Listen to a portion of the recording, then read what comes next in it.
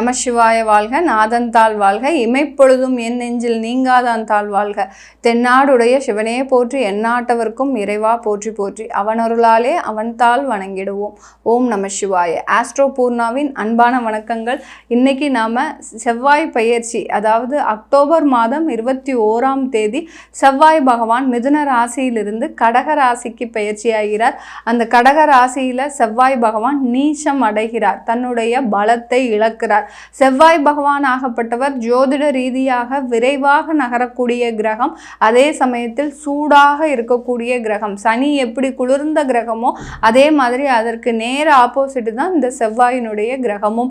அது மிகவும் ஒரு சூடாக இருக்கக்கூடிய கிரகம். அதனால தான் செவ்வாய் ஆதிக்கம் அதிகமாக இருக்கக்கூடிய ஜாதகர்களுக்கு பார்த்தீங்கன்னா கோபம் அதிகமாக வரும். சில ஜாதகர்கள் அந்த குழந்தைகளாக இருக்கிறாங்க, செவ்வாயினுடைய ஆதிக்கம் அதிகமாக இருக்கு, லக்னத்திலேயே செவ்வாய் இருக்கு அப்படின்னு இருக்கக்கூடிய குழந்தைகளுக்கெல்லாம் பார்த்தீங்கன்னா அவங்க தன்னைத்தானே தாக்கி கொள்ளும் அளவிற்கு சில செயல்பாடுகள், அவங்களுடைய நடவடிக்கைகள்லாம் அதிகமாக இருக்கும்.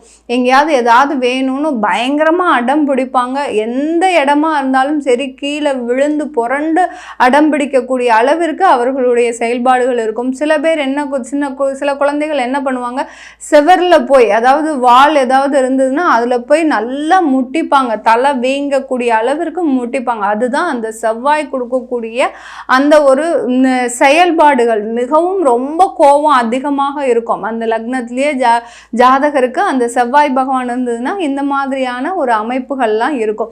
இப்போ இந்த செவ்வாய் அந்த சூடான கிரகம் எப்போதுமே ஒரு 45 நாட்களுக்கு தான் நகர்வுகள் இருக்கும். இப்போ இந்த வருட இறுதியில் பார்த்தீங்கன்னா 90 நாட்களுக்கு அதனுடைய நகர்வு, நீசம் பெற்ற நகர்வு, அதாவது மிதுன ராசியிலிருந்து அந்த கடக ராசிக்கு ஜனவரி மாதம் 2025 20ஆம் தேதி தான் அது வரைக்கும் இருக்கிறாருங்க. அந்த 3 மாதங்கள் 90 நாட்கள் அந்த நீசம் பெற்றே இருக்கிறதுனால ரிஷப ராசி அன்பர்களுக்கு எந்த மாதிரியான ஒரு மாற்றங்கள் இந்த 90 நாட்கள்ல கிடைக்க போகுது, சில ரிஷபராசி அன்பர்களுக்கு எந்த மாதிரியான ஒரு விளைவுகள், சில பலன்கள். ஏன்னா செவ்வாய் நீசம் பெறும்போது பாவ கிரகம் அவருடைய பலத்தை இழக்கிறார், பலவீனமாகிறார். அப்படி இருக்கும்போது இந்த மாதிரியாக நேரத்தில் நம்ம என்னென்ன பண்ணணும் பண்ணக்கூடாதுன்றதை நம்ம இந்த பதிவில் சொல்லியிருப்போம். கடைசி வரைக்கும் ஸ்கிப் பண்ணாமல் பாருங்க. இந்த ரிஷப ராசி என்பர்களுக்கு செவ்வாய் பகவான் 12ஆம் வீட்டு அதிபதி, அதாவது விரய ஸ்தானாதிபதி, களத்திர ஸ்தானாதிபதி. செவ்வாய் தோஷம் இருக்கக்கூடியவர்கள், லக்னத்திலேயே செவ்வாய் இருக்கக்கூடியவர்கள், இவர்களுக்கெல்லாம் செவ்வாய் தோஷம், 7ஆம் இடத்துல செவ்வாய் இருந்ததுன்னா இவர்களுக்கெல்லாம் செவ்வாய் தோஷம் இருக்கும். இப்படி இருக்கக்கூடிய ஜாதக அமைப்பிற்கு இந்த தோஷ நிவர்த்தி பண்ணினாதான் அவங்களுக்கு திருமணமோ இல்லை மறுமணமோ இல்லை குழந்தை பேரோ இந்த மாதிரியான ஒரு சுப நிகழ்ச்சிகள் நடக்கக்கூடிய ஒரு நேரமாக இருக்கும். சில பேர் பார்த்தீங்கன்னா செவ்வாய் தோஷம் இருக்கிறதே தெரியாது, ஆனால் செவ்வாய் தோஷம் இல்லாத பொண்ணா எடுத்து நீங்க திருமணம் பண்ணியிருப்பீங்க. திருமணம் பண்ணின ஒரு 6 மாதத்திலேயே, ஒரு வருடத்திலேயே அந்த பிரிவினை பார்த்தீங்கன்னா மிக மோசமான பிரிவினையாக இருக்கும். அந்த அளவிற்கு அந்த செவ்வாய் மிக மிக கொடுமையான ஒரு விஷயங்களை செய்யக்கூடிய ஒரு கிரகமாக இருக்கும். செவ்வாய் தசையோ செவ்வாய் புத்தியோ இந்த மாதிரியான ஒரு தசா புத்திகள் நடக்கும்போது அந்த ஜாதகருக்கு மிக அதிக அளவிலான கோபங்கள், மிக அதிக அளவிலான சொத்துக்களினுடைய இழப்புகள், மிக அதிக அளவிலான கோர்ட்டு கேஸ், போலீஸ் இந்த மாதிரியான வம்பு வழக்குகளை அளிக்கக்கூடிய ஒரு கிரகமாக தான் இருக்கும். இப்போ இந்த ரிஷப ராசி அன்பர்களுக்கு களத்திர ஸ்தானாதிபதி, விரய ஸ்தானாதிபதி. இந்த களத்திர ஸ்தானாதிபதி 3ஆம் இடத்துல உபஜய ஸ்தானத்தில் நீச்சம் அடைகிறார். உபஜய ஸ்தானம்ன்றது முயற்சி ஸ்தானம். அப்படி இருக்கும்போது இந்த காலகட்டத்தில் 2ஆம் இடத்துல இருந்த அந்த செவ்வாய் பகவான் 3ஆம் இடத்திற்கு வந்து நீச்சம் பெறாரு, பலவீனம் அடைகிறாரு அப்படின்னு சொல்லாலே இந்த ரிஷபராசி என்பர்கள் இந்த 90 நாட்கள் மிகவும் சுதாரிப்பாக இருக்கக்கூடிய ஒரு நாட்களாக இருக்கணும். அதாவது கவனத்தோடு நீங்க எந்த டிசிஷன் எடுத்தாலும், சில பேர் பார்த்தீங்கன்னா வேலை சம்பந்தமாக வெளிநாடுலாம் போகிறதுக்கு முயற்சி செய்துட்டு இருப்பீங்க. அந்த முயற்சிகளில் சில பேருக்கு தோல்வியும், சில பேருக்கு திடீர் மாற்றங்களும் திடீர் யோகங்களையும் தரக்கூடியவர் இந்த செவ்வாய் பகவான். இந்த மாதிரியா அந்த திடீர் யோகங்களையும் திடீர் மாற்றத்தையும் கொடுக்கக்கூடிய ஒரு நாட்களாக தான் இருக்க போது இந்த 90 நாட்கள் ரிஷபராசி அன்பர்களுக்கு. ரிஷபராசி அன்பர்கள் ஏற்கனவே நீங்க மிகவும் தனிமையில, அதாவது எவ்வளவு தோப்பா இருந்தீங்களோ, எந்த அளவுல நீங்க ஒரு ஜாயின்ட் ஃபேமிலியா இருந்தீங்களோ, இன்னைக்கு பாத்தீங்கன்னா ஒரு தனி மரமாக நிற்கக்கூடிய ஒரு நிலையில தான் இருக்கிறீங்க. ஒவ்வொரு நாளும் நீங்க உங்களுடைய வாழ்க்கையை நினைச்சு நினைச்சு நினைச்சு நினைச்சு அழாத நாட்கள் கிடையாது, அழாத நேரங்கள் கிடையாது. ஒரு நாள் கூட தூக்கம் இல்லாம நீங்க அந்த அளவுக்கு உங்களுடைய மனமாகப்பட்டது நிறைய வேதனைகளை தாண்டி கடந்து வந்துட்டு தான் சொன்னோம்.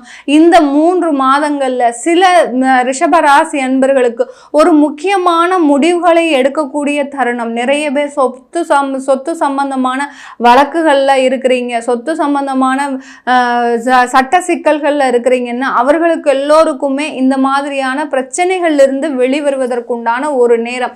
சில பேருக்கு ரிஷபராசி அன்பர்களுக்கு நிறைய பேருக்கு உங்களுக்கு வழக்குகள் இல்லை எங்களுக்கு சொத்து சம்பந்தமான விலங்க பிரச்சனைகள் இல்லை, குடும்பம் நல்லா எங்களுக்கு போயிட்டு இருக்கு அப்படின்னு இருக்கக்கூடியவர்கள் இந்த காலகட்டத்தில் மிகவும் கவனமாக இருக்க வேண்டிய ஒரு நேரமாக இருக்கணும்.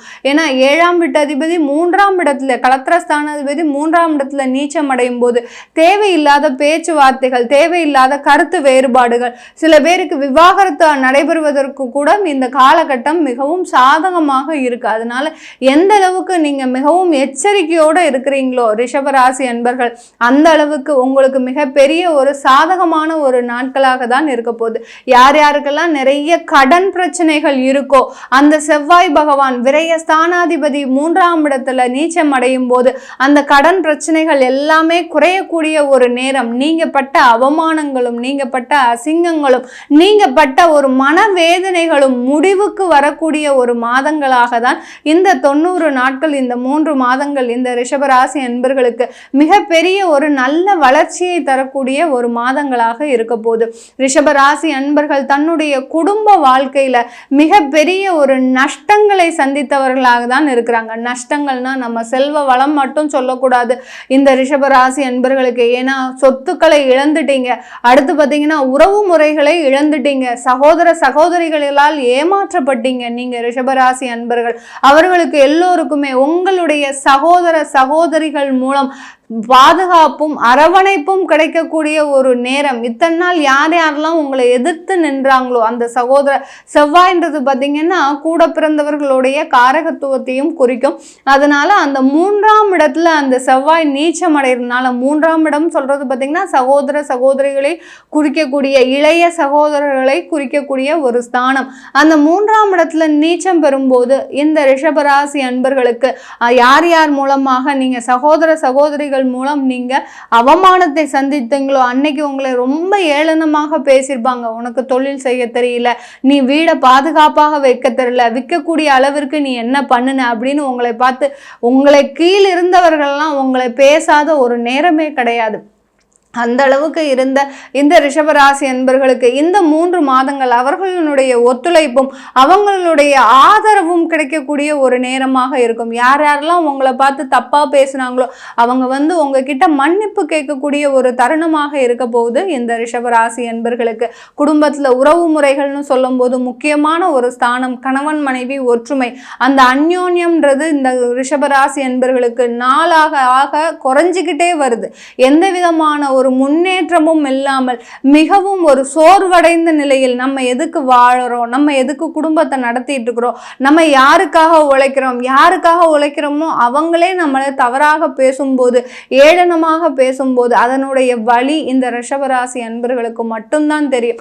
அப்படிப்பட்ட இந்த ரிஷபராசி அன்பர்களுக்கு இந்த பலவீனமான காலகட்டத்தில் அந்த செவ்வாய் பலவீனமாகிறார்.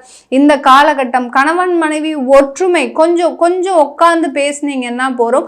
உங்களுக்கு உண்டான ஒரு சாதக பாதகங்களை நீங்களே தெளிவாக விளக்கி உங்களுக்குள்ளே ஒரு முன்னேற்றம் வருவதற்குண்டான ஒரு சாதகமான ஒரு நேரமாக இருக்கும். அதனால நீங்க ரிஷபராசி அன்பர்கள் இந்த 3 மாதங்கள் மிகப்பெரிய ஒரு வரமாக நீங்க கருதி இதற்குண்டான ஒரு முயற்சிகள், வெளியிடத்துல வேலை வாய்ப்புக்கு அலையிறீங்கன்னா கண்டிப்பா அதுல கண்டிப்பான ஒரு தடைகள் இருக்கு. அந்த 3ஆம் இடம்ன்றது பலவீனம் அடைந்து இருக்கு. அதனால அந்த பலவீனத்தை தடுப்பதற்கு நீங்க சின்ன வழிபாடுகளை எல்லாம் பண்ணிக்கிட்டீங்கன்னா ரிஷபராசி அன்பர்கள், அதாவது வாராகி, வராக பெருமாள், முருகனை வழிபடாமல் முருகனுடைய வேலை வழிபாடு பண்ணினீங்கன்னா கண்டிப்பாக உங்களுக்கு இந்த காலகட்டம் மிகப்பெரிய ஒரு மாற்றங்களை தரக்கூடிய ஒரு நேரமாக தான் இருக்க போகுது இந்த ரிஷபராசி அன்பர்களுக்கு. இது எல்லாமே நம்ம கோச்சார நிலவரப்படி சொல்லிட்டு இருக்கிறோம்.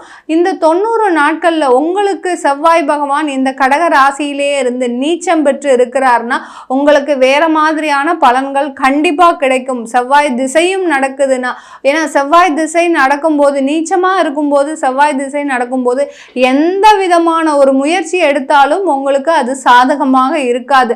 அப்படியே சாதகமாக இருந்தாலும் அதுல இருந்து வரக்கூடிய வருமானம் உங்களுக்கு தேவையை பூர்த்தி செய்யாத வருமானமாக தான் இருக்கும். அது எப்படியா உங்களுக்கு பிரதிபலிக்குதுன்றதை நீங்க ஜாதக ரீதியா பார்த்துக்கலாம். அதை பார்க்கணும்னு விருப்பப்படுறவங்க கீழே இருக்கிற நம்பருக்கு வாட்ஸ்அப்ல அப்பாயின்மெண்ட் வாங்கிக்கிட்டு நீங்க என்கிட்ட கன்சல்ட் பண்ணிக்கலாம். உங்களிடமிருந்து விடைபெறுவது உங்கள் ஆஸ்ட்ரோ பூர்ணா. நன்றி, வணக்கம்.